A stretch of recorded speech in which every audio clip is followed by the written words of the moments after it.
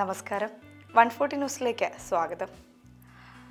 ഇന്ന് ചതയം, ശ്രീനാരായണ ഗുരു ജയന്തി. ഒരു ജാതി, ഒരു മതം, ഒരു ദൈവം മനുഷ്യന്. ലോക ശ്രദ്ധയാകർഷിച്ച 3 വാക്യങ്ങൾ.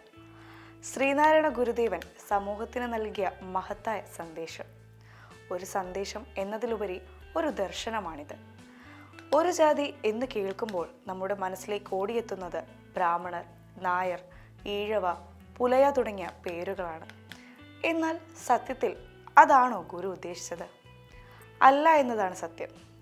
ഗുരു ഉദ്ദേശിച്ച ജാതി മനുഷ്യജാതിയാണ്.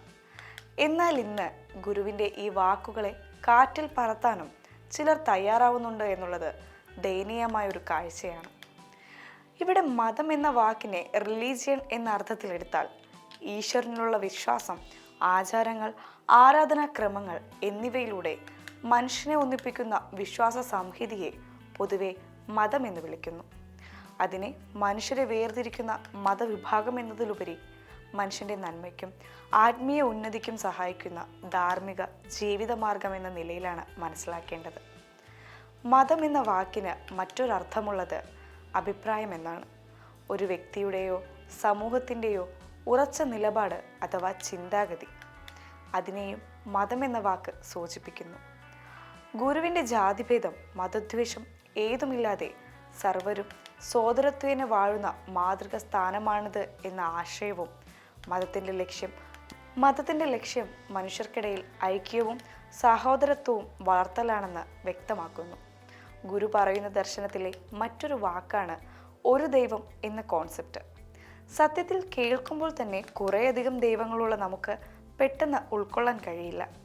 അപ്പോൾ പിന്നെ എന്താണ് ഒരു ദൈവം എന്ന സങ്കല്പം? നമ്മൾ പേരിട്ട് വിളിക്കുന്ന ദൈവസങ്കല്പങ്ങളല്ല ഗുരുവിൻ്റെ ദർശനത്തിലെ ദൈവസങ്കല്പം. ഈ പ്രപഞ്ചമാണ് ദൈവം, യൂണിവേഴ്സാണ് ദൈവം, കാണാൻ കഴിയാത്തതാണ് ദൈവം, എന്നാൽ അനുഭവിച്ചറിയാൻ കഴിയുന്നതുമാണ് ദൈവം. ചില സന്ദർഭങ്ങളിൽ നിങ്ങൾക്ക് ദൈവത്തെ തൊട്ടു നോക്കാൻ സാധിക്കും. അവർക്ക് നിങ്ങൾ വിളിക്കുന്ന ദൈവത്തിൻ്റെ പേരുകൾ ഉണ്ടായില്ല. അവർക്ക് സാധാരണ മനുഷ്യരുടെ പേരുകളായിരിക്കും ഉണ്ടാവുക. തിരക്കുകൾക്കിടയിൽ അവർ ഒറ്റപ്പെട്ടായിരിക്കും കാണുക. മനുഷ്യനിൽ നിങ്ങൾക്ക് ദൈവത്തെ കാണാം. കാരണം തത്വമസി എന്ന സങ്കല്പം നിലനിൽക്കുന്നത് കൊണ്ട്.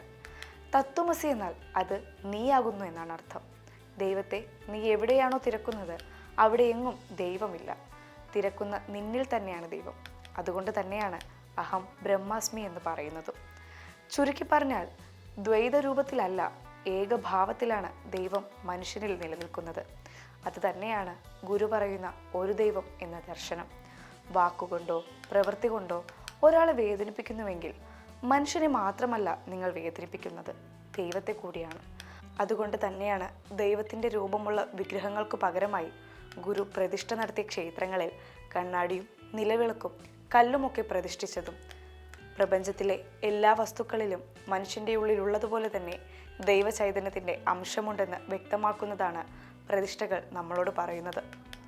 ജാതിമത സങ്കല്പങ്ങളെ തച്ചുടയ്ക്കുന്ന ഒരാഘോഷമാണ് ഓണം.